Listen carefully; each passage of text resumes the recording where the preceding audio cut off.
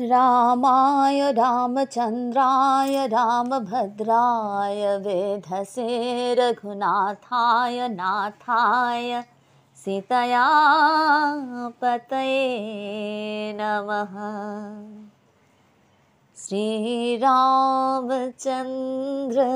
कृपालु भजमन भवन भव भय दारुणम्। श्रीराम जय राम श्रीराम जय राम जय जय राम श्रीराम जय राम जय जय राम श्रीराम जय राम जय जय राम श्रीराम जय राम जय जय राम श्रीराम जय राम जय जय राम श्रीराम जय राम जय जय राम श्रीराम जय राम जय जय राम श्रीराम जय राम जय जय राम श्रीराम जय राम जय जय राम श्रीराम जय राम जय जय राम श्रीराम जय राम जय जय राम। जत्र जत्र रघुनाथ कीर्तनं तत्र तत्र कृतमस्तकाञ्जलिं बाष्पवारि परिपूर्णलोचनं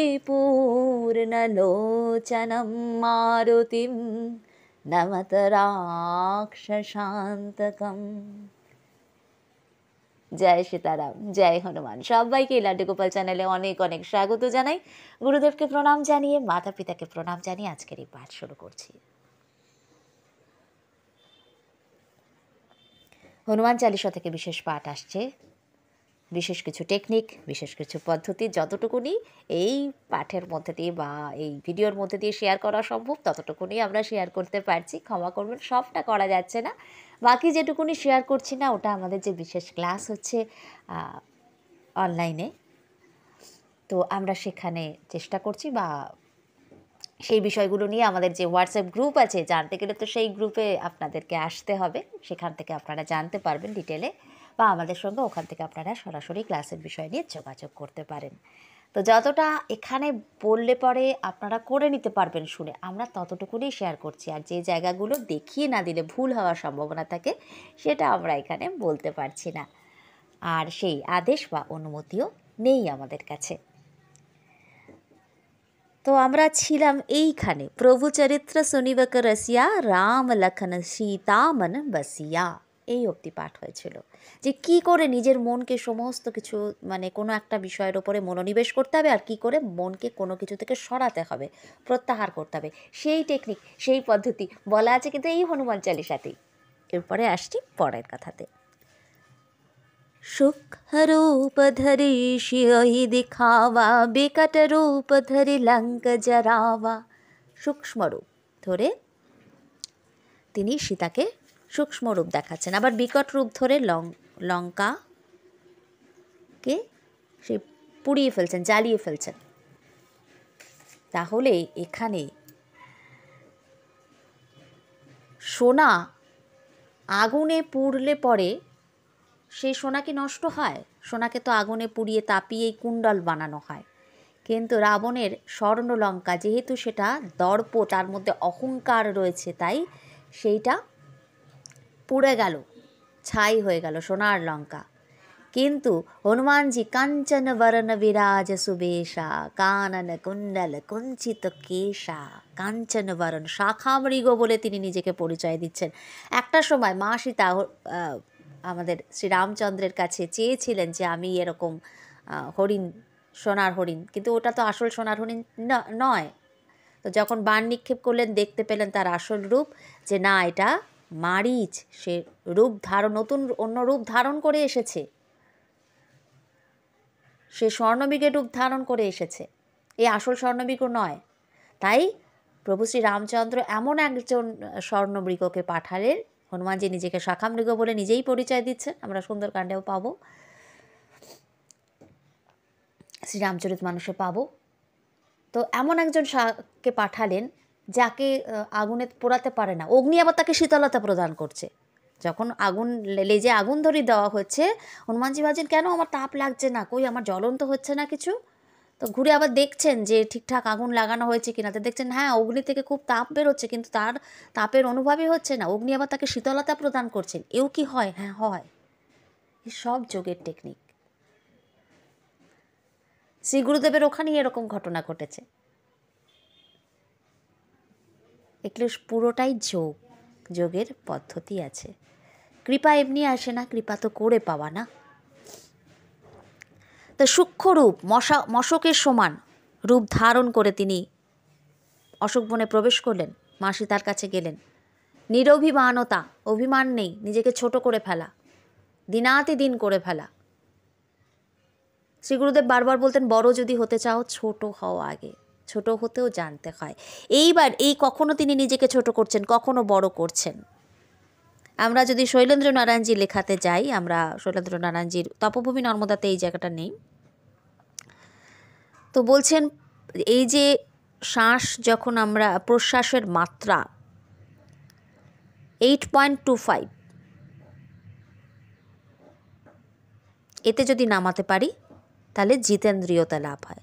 7.5-এ নামাতে পারলে আনন্দ লাভ হয়। 6.75-এ নামাতে পারলে কবিত্ব শক্তি লাভ হয়। 6-এ নামাতে পারলে ভাবি ঘটনা উপলব্ধি করা যায়। মানে শ্বাসটাকে স্লো নিতে হবে এবং শ্বাসের এই যে লেন্থটা সেটাও কমবে। তো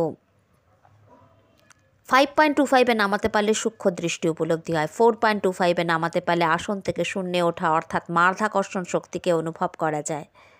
3.75-এ নামাতে পারলে দূরদৃষ্টি লাভ হয়। 3-তে নামাতে পারলে অনিমাদি শক্তি লাভ হয়। সূক্ষ্মরূপ ধরিষ্য ওই দিখা বা সূক্ষ্মরূপ, অনুর মতন সূক্ষ্ম, ছোট, ক্ষুদ্র। 2.25-এ নামাতে পারলে নববিধির অস্তিত্বানুভব হয়। 1.5-এ নামাতে পারলে দেবত্ব লাভ হয় এবং সূক্ষ্ম শরীরে বিচরণ করা যায়। 0.75-এ নামাতে পারলে ব্রহ্মানুভূতি লাভ হয়।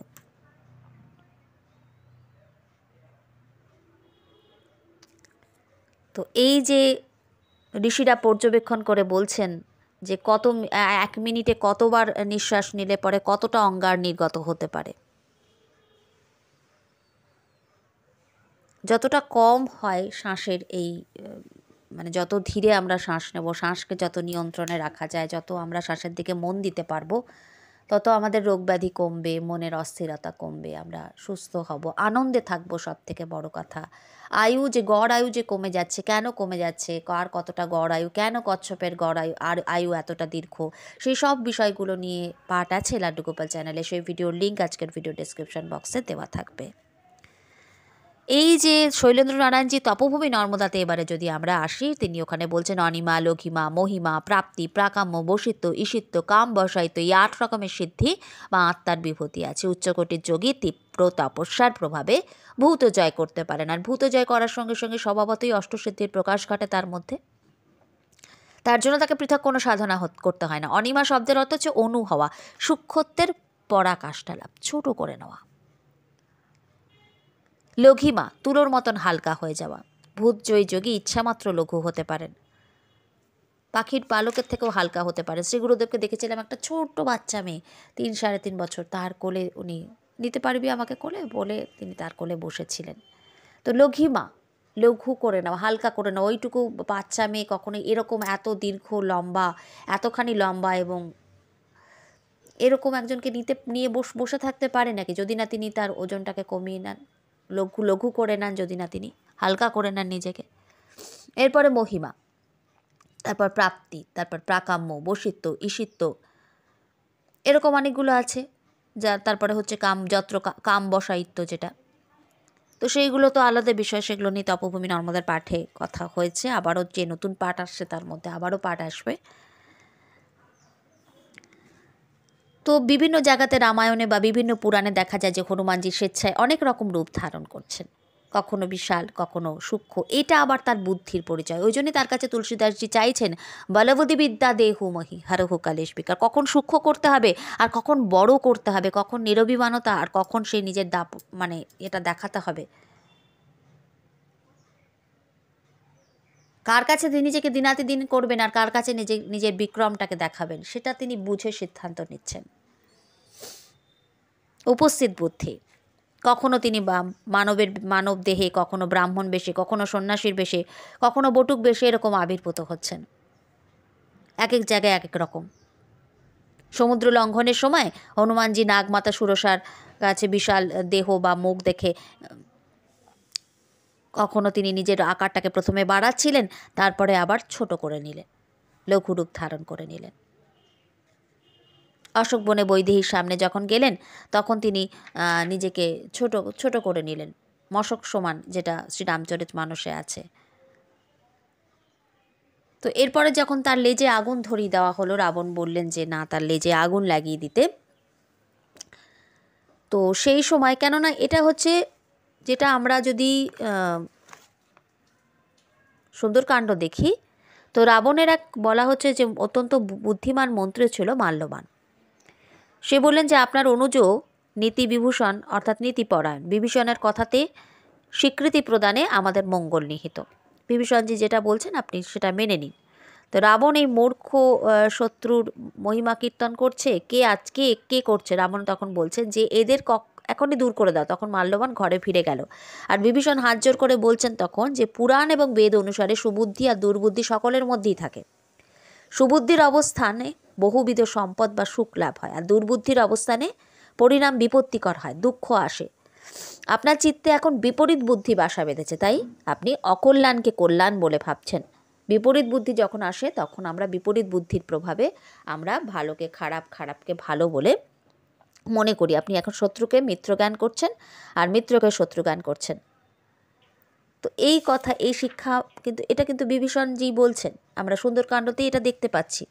আবার আমরা যদি অধ্যাত্ম রামায়ণ পড়ি, সেখানে আমরা দেখব যে হনুমানজি বলছেন যে তুমি অজ্ঞানময় বহ্নি দ্বারা নিজের আত্মাকে নিজেই অরক্ষিত শত্রুর ন্যায় প্রজ্বলিত করতে করতে স্বকৃত পাপ ও রাশি দ্বারা নিম্ন থেকে নিম্নতর লোকে পাতিত নিজেকে করতে থাকবে।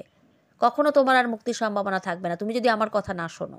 তাকে যেভাবে বোঝাচ্ছেন যে তুমি তোমার বুদ্ধিবৃত্তিকে শোধন করে নাও।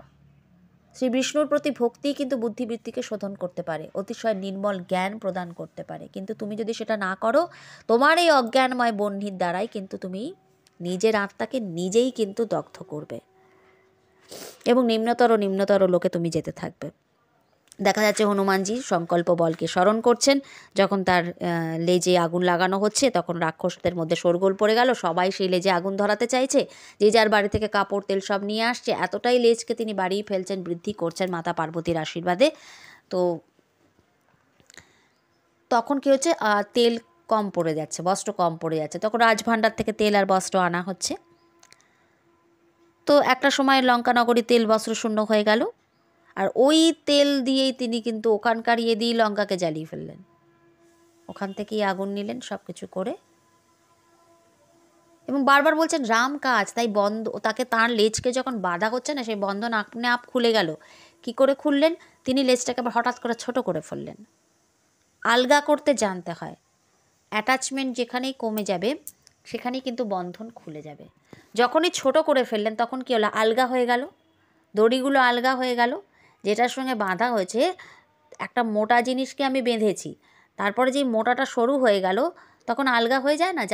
যারা মোটা, মানে স্বাস্থ্য ভালো, তারা যখন রোগা হয় তাদের স্কিনটা কুচকে কুচকে যায় বা ঝুলে যায়, বা একটা কেন, আগে এক রকমের তার চেহারা ছিল, সেই অনুযায়ী তার ত্বকটা ছিল। যখন হট করে রোগা হলো তখন তার স্কিনটা তো আগে অন্যরকম ছিল, চেহারাটা ভালো ছিল।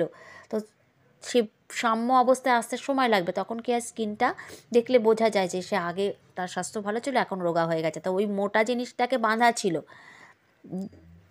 বস্ত্র দিয়ে। যখনই সে হট করে আকারটা কমিয়ে দিল, সূক্ষ্ম করে দিল, তখন কি হলো, আলগা হয়ে গেল। তাহলে আলগা হলেই বন্ধন মুক্তি, এই সূত্রটা তো এখানে দেওয়া রয়েছে।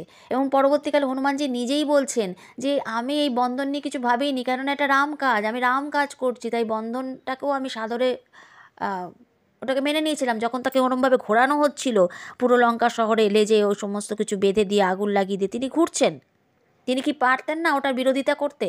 তিনি করেননি। এটাই হচ্ছে সূত্র। প্রারব্ধের ভোগ যখন আসে তখন একটু স্থির থাকতে হয়। এমন না যে ভোগ থেকে বেরোনোর আপনি কোনো চেষ্টা করবেন না, তা কিন্তু নয়, সেটা বলা হচ্ছে না। কিন্তু নিজের মাথাটা ঠান্ডা রাখতে, তখন অতিরিক্ত ছটপট করলে পরে ভোগটা কিন্তু বেড়ে যায়। হনুমানজি তখন এই যে লেজ, মা পার্বতীর অবস্থান এখানে, কেননা ভগবান শঙ্কর যখন হনুমানজি রূপে আসবেন বললেন, তখন মাতাও আসতে চেয়েছিলেন। তাই শঙ্কর ভগবান তাকে বলেছিলেন যে তুমি আমার পেছনে এসো। তো তখন মা সিদ্ধান্ত নিয়েছিলেন যে তিনি এই লেজের মধ্যেই অবস্থান করবেন, এমনটাই মহাপুরুষরা বলে থাকেন। তো সমস্ত লঙ্কা নগরী থেকে তাকে ওইভাবে লেজের মধ্যে কাপড় বেঁধে তেল লাগিয়ে ঘোরানো হলো। হনুমানজি কিন্তু ওই আগুনের তাপ বিন্দুমাত্র উপলব্ধি করলেন না। ঘুরে আবার দেখলেন আগুনটা ঠিকমতো লাগানো হচ্ছে তো, কেন উপলব্ধি করছেন না? তারপর মনে হলো যে তিনি মা অঞ্জনার কাছে শুনেছে সবাই তাকে আশীষ দিয়েছে, দেবরাজ ইন্দ্র, অগ্নিদেব সবাই, এবং তিনি পবনপুত্র। তাই অগ্নি, আমাদের তো এই পঞ্চতত্ত্বের মধ্যেই অগ্নি আছে, তাই তাই অগ্নি তার পিতার বন্ধু বা মিত্র, সেখান থেকেও তিনি আশীর্বাদ পাচ্ছেন, সেখান থেকেও অগ্নিদেব চেষ্টা করছেন। আর মা সীতা তার অগ্নিদেবের কাছে প্রার্থনা করেছিল যে হে অগ্নিদেব, তুমি একে শীতলতা প্রদান করো। তাই অগ্নি প্রজ্বলিত হয়েও শীতল, অগ্নি শীতলতা দিচ্ছে। এ অদ্ভুত, এই যোগের টেকনিক ছাড়া এই সব পুরোটাই যৌগিক টেকনিক, না হলে এটা হয় না। আগুন জ্বলছে কিন্তু আমার গায়ে আগুন লাগছে না, আমি কোনো কিছু সবের মধ্যেই আছি অথচ কোনো কিছুর মধ্যেই নেই। শরীরের বোধ, শরীরের প্রতি অ্যাটাচমেন্ট যখনই কম তখন আমরা দেখলে ফিলই হবে না, পোড়াচ্ছেও না তার দেহকে। তো পরবর্তীকালে এটা হনুমানজি যখন চিন্তা করলেন তখন দেখলেন যে হ্যাঁ, মাতা সীতার প্রার্থনা কখনো বিফল হয় না। তিনি অগ্নিদেবের কাছে প্রার্থনা করেছিলেন, মুহূর্তের মধ্যে তার শরীরকে ছোট করে নিলেন, বন্ধন মুক্ত হয়ে গেলেন, আবার বিকট আকার বিকট রূপ ধারণ করলেন।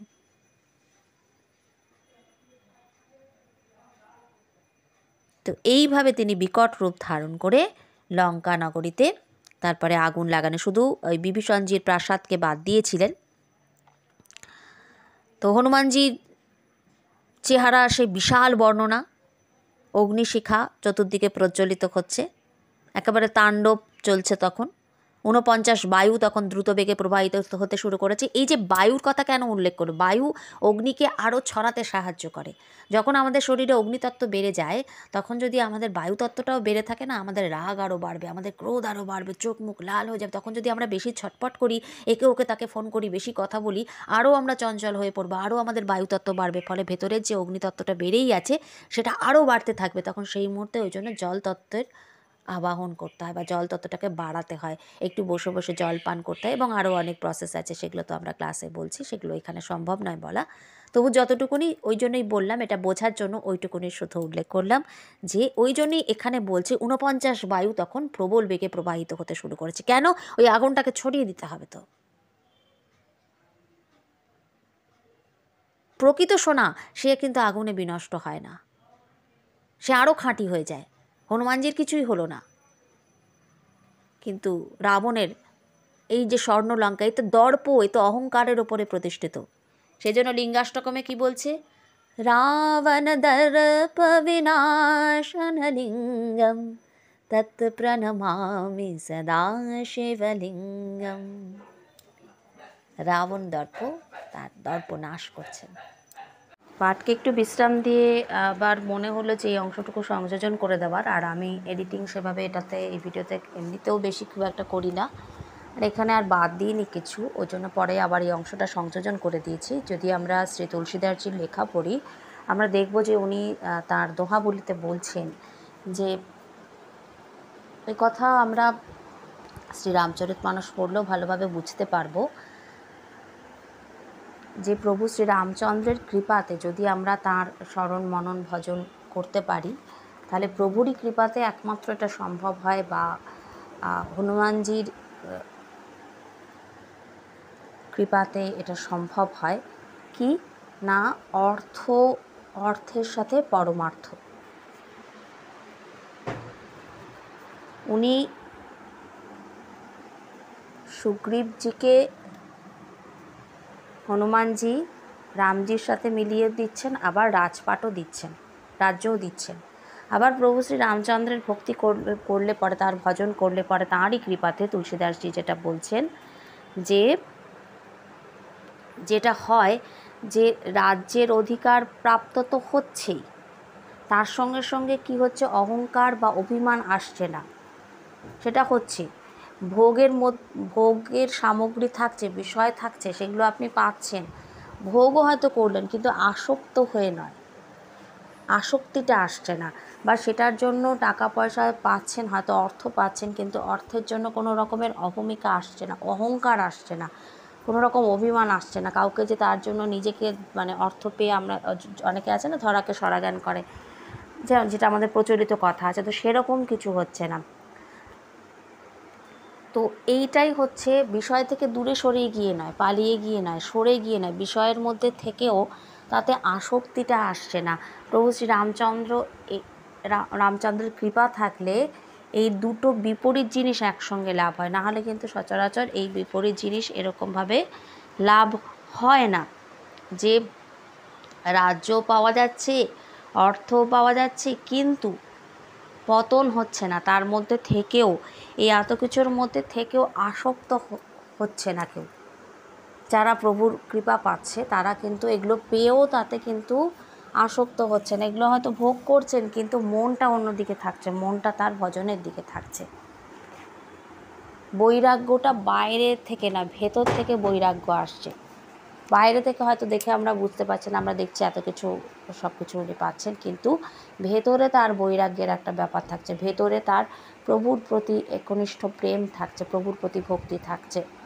এটা এই যে দুটো বিপরীত জিনিস, অর্থ পরমার্থ, এবং এই যে দুটো বিপরীত জিনিসের কথা বললাম আমি, যে টাকা পয়সাও পাচ্ছে অথচ আসক্তি হচ্ছে না তাতে, টাকা পয়সা পাচ্ছে, অর্থ থাকছে, বা ধন দৌলত রাজপাট পাচ্ছে, আরও অনেক কিছু পার্থিব জিনিস পাচ্ছে, কিন্তু তাতে আসক্ত হচ্ছে না। পার্থিব জিনিস পাচ্ছি আমি অথচ আসক্ত হচ্ছে না, এটা বিপরীত একটা ভাব। এই বিপরীত জিনিসটা তখনই পাওয়া সম্ভব যদি প্রভু শ্রীরামচন্দ্রের কৃপা থাকে। তো আজকের পাঠে আমরা যেহেতু এই বিষয়টা দেখলাম যে কীভাবে বন্ধন থেকে মুক্ত হতে হবে, কীভাবে আলগা হতে শিখতে হবে, নিজেকে কীভাবে অ্যাটাচমেন্টটা কমাতে হবে, তো সেই প্রসঙ্গে এই কথাটা খুব প্রাসঙ্গিক মনে হলো বলে এই অংশটুকু আমি পরবর্তীতে সংযোজন করে দিয়েছি। তো আজকের পাঠকে বিশ্রাম দিচ্ছি। সকলকে অনেক অনেক ধন্যবাদ, আপনারা যে আপনাদের মূল্যবান সময় থেকে সময় বার করে এই লাড্ডু গোপাল আপনাদেরই চ্যানেল, এই চ্যানেলের পাঠগুলো যে আপনারা শুনছেন, এর জন্য আমি সত্যি আন্তরিকভাবে আপনাদের কাছে কৃতজ্ঞ। আপনাদেরকে অনেক অনেক ধন্যবাদ। সবাইকে আমার ভক্তিপূর্ণ প্রণাম। নর্মদে হর, নর্মদে হর, নর্মদে হর।